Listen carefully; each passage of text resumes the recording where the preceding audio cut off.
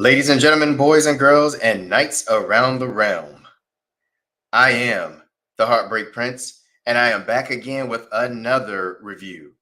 But before I get started, I want to, thank everyone that has been checking out the reviews this week that we did on WWE Raw, on WWE NXT, and on AEW Dynamite. I really appreciate it. The team really appreciates the support, and we just hope that we can continue to keep this going. But in order to do so, we want to ask and remind everyone to please check us out on Facebook, YouTube, and Instagram at the Exclusive Nights Podcast, and on X at the XK Podcast. Again, if you're on YouTube, please like, subscribe, hit the notification bell so that you can constantly be updated with content that we're putting out. Again, we do reviews on all things wrestling, whether it be WWE, AEW. We try to make sure we cover it all for you guys. So please like, subscribe, and definitely comment in the comment section below, because of course we love to get down and interact with our viewers and just try to grow the Exclusive Nights community. So we appreciate the support. But with that out of the way, it is time for me to hit it and quit it with your WWE SmackDown review. Yeah!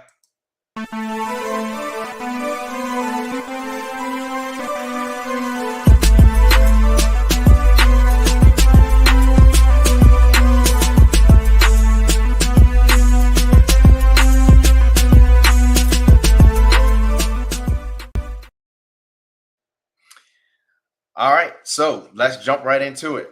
SmackDown ended its final show tonight on Fox. As you may know, it's going to be moving to the USA Network next week. So what that means for us wrestling fans, for us viewers, is that next week we will be able to watch WWE Raw, WWE NXT, and WWE SmackDown all on the USA Network beginning next week, as this episode was the final episode for SmackDown on Fox, part of their 5-year deal agreement that was signed back in 2018. And so let me just say, they did not disappoint with this last episode here on Fox. The show started off with Cody Rhodes coming out. Of course, crowds going crazy. They're seeing their champion, the undisputed champion of WWE, and Cody Rhodes, the American Nightmare.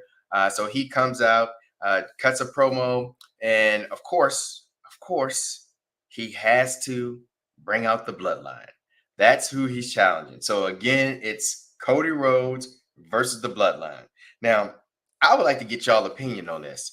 Are you guys tired of the Cody Rhodes bloodline feud, especially since Roman Reigns is not part of this feud, as you guys all know? So, I really wish that they would just kind of allow the bloodline under Solo Sikoa to kind of grow and really earn their stripes before they keep tossing them back in this picture, in this championship picture with Cody Rhodes. But I'm not the one writing the story here, right? So this is Triple H's baby, and this is where the journey and the story that he's taking us on. And so Cody Rhodes comes out, he immediately calls out the bloodline, and Solo comes out, and they have their back and forth in the ring. But Cody tries to do something that I thought was pretty cool, and I really wanted to see kind of where they were getting ready to take it, or where they were getting ready to go with it. And that was, he made a challenge for his undisputed championship as he was talking to Solo Sikoa. But when Solo Sikoa went to answer, he said, no. That challenge wasn't to you, Solo. It was to Jacob Fatu. And Jacob has been like the it in this current bloodline. He's been doing work. He's probably been the best one, in my opinion. the best one in this bloodline or in the bloodline faction that has just been hitting on all cylinders. I mean, we saw Jacob Fatu in a boot.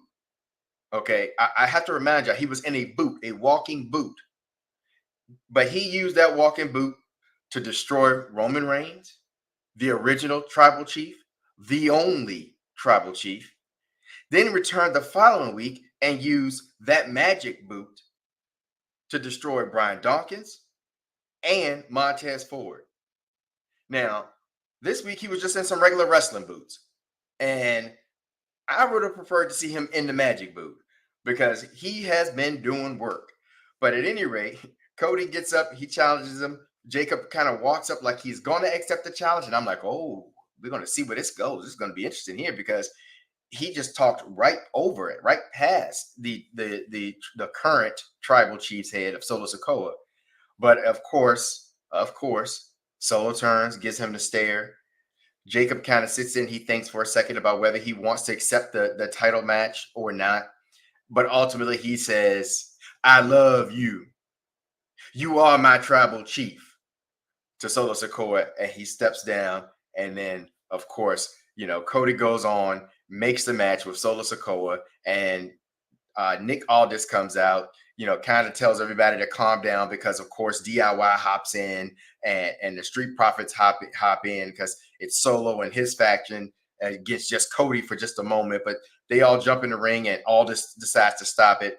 And they make a match for a 8-man tag to end the show later that night. But for next week's show, it's going to be Cody Rhodes versus Solo Sikoa in a cage match for the undisputed championship.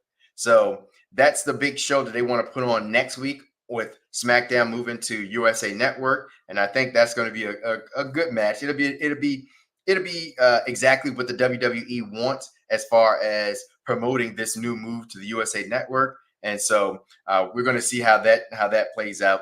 But to move on, we had another match that I enjoyed, and that was between Bayley and Tiffy Time. And as the Spinners once sung or said in a song, could it be I'm falling in love with you? All right, let me stop. I know I ain't got no pipes, but that's not what we're here for. But that's how I feel about Tiffy. That's how I feel about Tiffy Time. The more I watch her, the more I appreciate just everything about her. The girl can go in the ring. She's great in her little comedic promos that she has backstage, and I really like the fact that she's currently carrying the women's briefcase for Money in the Bank to cash in at any time because I really enjoy this story that she has with the briefcase and whether she's going to cash it in on the Queen, Nia Jax, and it's been a really good storyline. But she had a match tonight with Bayley. And unfortunately, it didn't go over well with Tiffany. Nia Jax said that the Queen said that she would come out and help Tiffy in her match, but it went sideways. Tiffy ends up taking the L. Bayley, we all know Bayley, how great she is, and so it was an entertaining match, and I'm not mad about the finish or anything, but I do want to just point out that Tiffy Time is just. She's gold, and I really appreciate what they're doing with her and her character, and I cannot wait to see how she cashes in her Money in the Bank contract and for what title she does it for, because I think she's going to have a great reign as a women's champion, as a women's champion, and I'm really excited to see where her story goes. And then after that, we had Giovanni Vinci. Let me say that again. We had Giovanni Vinci make his debut, and of all things, with all the hype that has been going on for the past few weeks, month, whatever, of them hyping up Giovanni Vinci. For this match to go the way that it did, Apollo Crews is in the ring. Giovanni gets in, can barely get his jacket off. The ref starts the match. Giovanni's trying to take off this nice jacket that he's wearing, can't get his arms out. And Apollo Crews literally runs up behind him and grabs him from behind, rolls him up into a pin, and the ref counts 1, 2, 3. the hype for Giovanni just gone, just like that. And it's like, well, what was the purpose of doing this? What was the purpose of having all these promos of Giovanni? He's coming soon to SmackDown, and all this stuff, and then they were hyping him up on commentary so much as he was coming out. And I mean, the man looks the part as he's taking off the jacket and all that kind of stuff. Hey, pause. Okay, I'm gonna pause early. But physique, everything. He looks the part, and he looks like he's going to be a real like threat in the WWE. But I don't know why they decided to do a squash match with him. But that's the route they went, and so I'm guessing this is the beginning of a story, and we're just gonna have to kind of wait and see what happens. After that, we had the KO versus Austin Theory versus Grayson Waller triple threat match. And what I like about this is KO is out here doing Kevin Owens things. Like he goes back, Austin Theory, Grayson, he's in backstage or whatever, and they approach him with some Houston Oilers belt or whatever, just being Grayson Waller and Austin Theory. And of course, KO is trying to keep this divide. It's trying to create this divide that we're kind of seeing between Austin Theory and Grayson Waller. And we think that they're taking us down that path. But for some weird reason or another, they kind of keep managing this to keep it together. But they have a match tonight, KO versus Austin Theory and Grayson Waller, and KO beats them both. Now, KO pays for it at the end because Grayson Waller and Austin Theory, they gave him a beat down after he gets the 1-2-3 victory. And then they kind of, still make up, because in that match, Grayson Waller was trying to pin Kevin Owens after Austin Theory did some work on him, and Austin yanked Grayson off of him. So it looked like, oh, here it goes. Here's where they get ready to split. They're going to start fighting, but it doesn't work out that way.